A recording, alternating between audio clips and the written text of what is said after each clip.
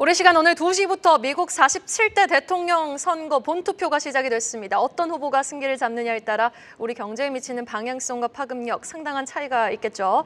오늘 이 시간은요. 경희권 산업연구원 연구위원과 함께 자세한 이야기 나눠보겠습니다. 연구위원님 안녕하십니까? 네. 예, 안녕하십니까? 네. 현재 미국 바이든 정부의 반도체 지원법을 두고 두 후보 정책은 극명하게 엇갈리고 있습니다. 보조금이라든지 세액공제 혜택 축소 등 불확실성이 대두되면서 국내 반도체 업계 지금 미 대선 결과 숨죽여 지켜보고 있거든요. 각 후보 당선 시 우리 반도체 산업의 향방 어떻게 좀 예측해 볼 수 있을까요? 예, 해리스 후보 당선 시나리오는 현재 바이든 해리스 행정부 시기 정책 방향을 살펴보면 어느 정도 러프하게 예상해 볼 수 있을 것 같습니다. 우선 반도체 지원법 보조금, 세액공제 혜택이 예정대로 집행될 전망인데요. 여기에 현재 업계에서 요청이 많았던 반도체 시설 투자 대상 환경 영향평가 완화 관련해서 10월 2일 빌딩 칩스 인 아메리카 액트에 바이든 대통령이 서명하면서 공기 단축 기대감이 올라가고 있는 상황입니다. 대중국 수출 통제에선 하지만 조금 아쉬운 부분이 최신 GPU 등 첨단 AI 반도체와 제조 장비 등에만 초점을 맞추고 있어서 실제 기업들의 캐시카우인 스마트폰 등 핵심 수요 산업 대상 중국 견제 수준이 약화되지 않았나 보고 있습니다. 트럼프 1기 행정부 상무장관 윌버 로스의 소위 융단 폭격으로 화웨이 스마트폰 출하량이 2억 4천만 대에서 4천만 대 수준으로 급감했었는데요. 올해는 ICT 경기 상승 사이클과 맞물리면서 자회사였던 안호 출하량까지 합치면 1억 5천만 대 전후로 급격한 회복이 예상됩니다. 실제로 화웨이의 AP 팹리스 자회사 하이실리콘은 점유율은 크지 않지만 전자 업황이 좋지 않았던 2023년 전년비 매출액이 500% 가까이 상승했습니다. 반면 트럼프 행정부 시나리오가 다소 까다로운데요. 분명히 반도체 지원법 기획과 입안은 트럼프 행정부 1기에 추진됐는데 최근 미국 팟캐스트 채널 조 로건 익스피리언스에서 3시간 정도 트럼프 전 대통령이 생방송 대담을 하면서 반도체 보조금 애초에 줄 필요 없었다. 관세를 부과한다고 하면 즉 미국 시장 접근성만 가지고 위협을 해도 공장을 다 알아서 지었을 텐데 왜 외국 기업에 돈을 줘야 하냐라는 그런 취지로 말을 했습니다. 조금 더 냉정하게 이 발언을 뜯어보면 결국 원하는 것은 민주당과 마찬가지로 미국 내의 첨단 제조시설 확보입니다.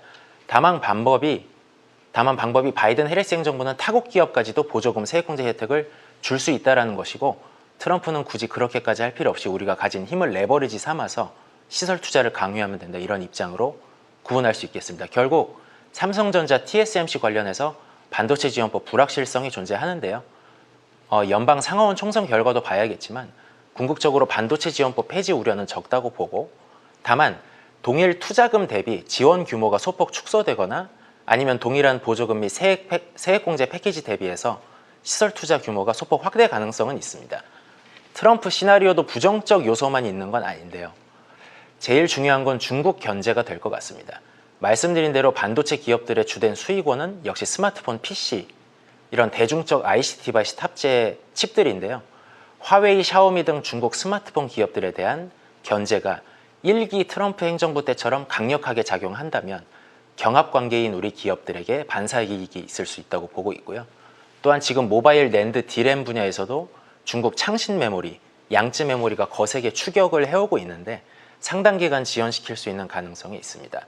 마지막으로 관심이 많으신 파운드리에서는 트럼프 행정부가 TSMC 견제 및 반도체, ICT 공급망을 뒤흔들면서 중화권과의 결별을 진지하게 시도한다면 인텔 및 삼성전자가 현재 너무나도 강한 독점 구도 하에 있는 위탁 생산에서 다소 점유율을 확대할 수 있는 가능성도 발생할 수 있다. 업계에서는 이렇게 조금 보고 계신 것 같습니다. 자, 그럼 자동차 산업도 한번 이야기를 해보도록 하겠습니다. 해리스 후보, 트럼프 후보 양 진영 공약 간 가장 큰 차이는 바로 전기차 보조금과 환경 규제가 될 텐데요. 각 후보별 한국 자동차 산업에 미치는 영향은 어떻게 될지 궁금합니다. 우선 우리 자동차 산업 전체 생산 물량이 65%가량이 수출 제품이고 작년 기준으로 전체 수출의 47%, 절반가량이 미국향입니다.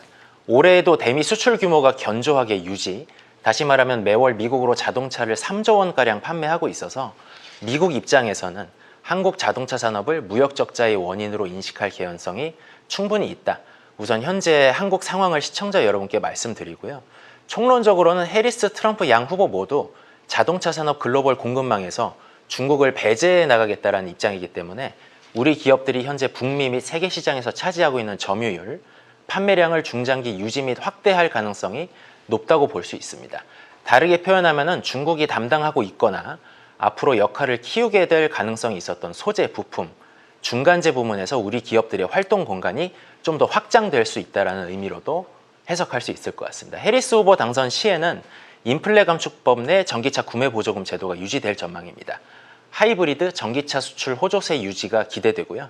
특히 전기차 수출이 2019년부터 23년까지 연평균 성장률 88%로 급격히 증가했기 때문에 한국 전기차 수출의 지속적 고성장을 기대해 볼 만한 상황입니다.